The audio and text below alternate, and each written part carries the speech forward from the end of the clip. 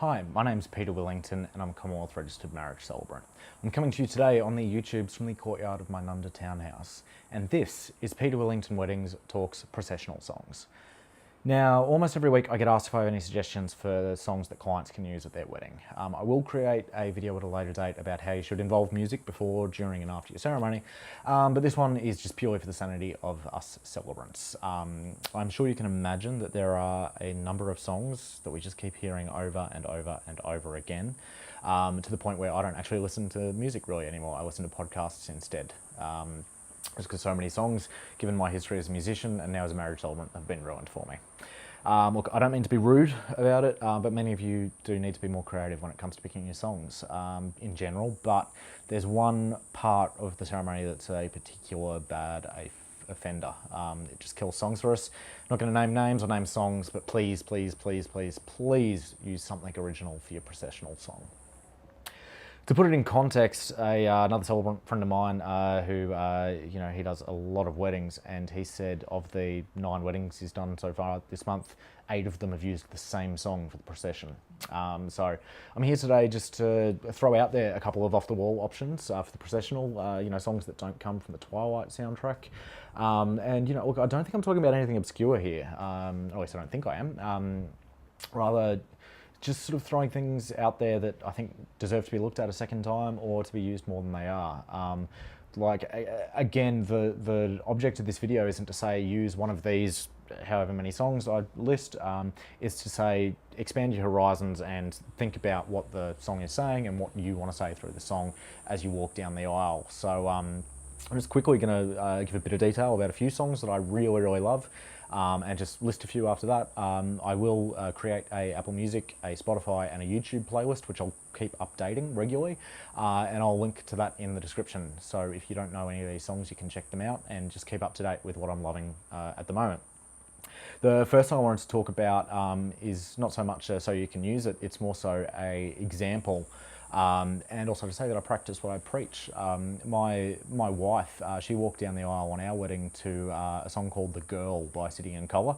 The song means a hell of a lot to my wife and I for a number of reasons. It's the first band that we realised that we both loved in common.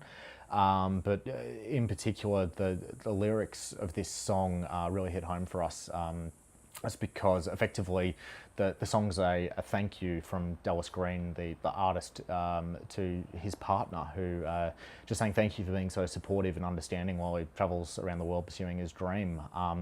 And on our wedding day, just a few months before that, my wife and I took the decision that I could quit my stable full-time job in the commercial real estate industry because I was unhappy, and pursue a career as a full-time celebrant and just pursue my dreams. So it was a song that the lyrics really meant a lot to us, and on top of that, we just loved the song. So this brings me to a really important point. When picking a song, Google the lyrics. For example, one song that gets used a lot at weddings, although I'm yet to hear it as part of the procession, is Marry You by Bruno Mars. All I want to say about this is, have you ever actually read the lyrics to the song, other than the line in the chorus? The hook, as it's called. Look, if you take out the upbeat tempo and the major key, let's just say, the lyrics aren't quite as romantic as you may think if you've only had a cursory listen to what the song's saying. It's certainly not what you think it's about. The next song, I want to throw out there, as an example of what kind of still fits into the mold, although you would never have thought of this as a wedding song. Because a lot of processional songs are in waltz or 3/4 timing, or at least I think this song's in 3/4 timing. And this song is probably the best known song in 3/4 timing. I also love that it builds perfectly from really slow at the start right through to a crescendo towards the end, and the timing will be about perfect for when the person who's walking down the aisle that's getting married is going to enter. The other thing I want to say about this song is I believe it was number 2 in Triple J's Hottest 100 of all time, so it's not an obscure song. And it's One Crowded Hour by Augie March. in particular, if you're a bit of a left-to-centre couple, and particularly if the circumstances of the first line of the song fit you guys, should you expect to see something that you hadn't seen in somebody you'd known since you were 16 is the first line, and that's just amazing if that sort of is reflective of your story. So, like I said before, check the lyrics, because not all the lyrics are, shall we say, on message, but as I pointed out before about the Bruno Mars song, it hasn't been a problem in the past, and this song isn't really anywhere near as bad as some others that I've seen happening.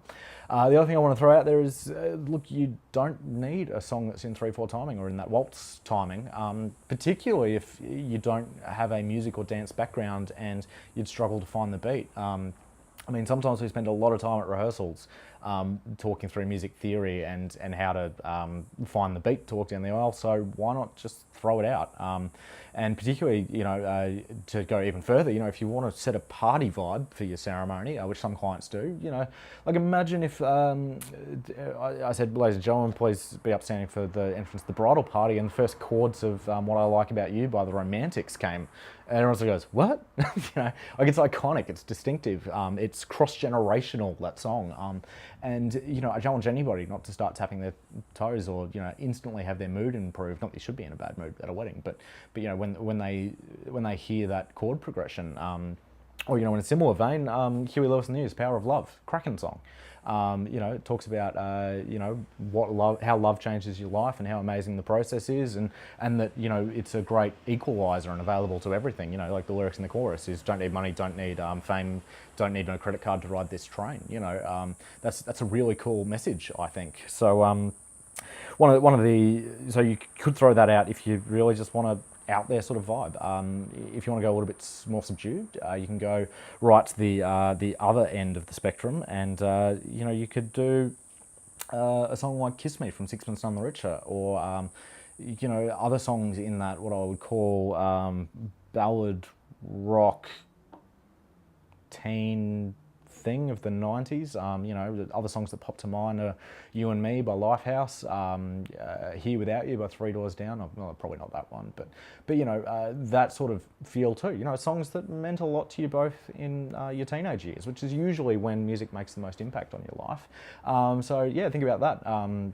Or you could go somewhere in between, because those songs are a little bit sappy at times. A song that I think is completely underused, and I want more people to use it, is God Only Knows by the Beach Boys. Arguably, this is the most perfect song that's ever been written, and I absolutely love it. So yeah, the last song I want to talk about in detail is a little bit of an obscure one. It's by a guy whose name is Timothy James Bowen.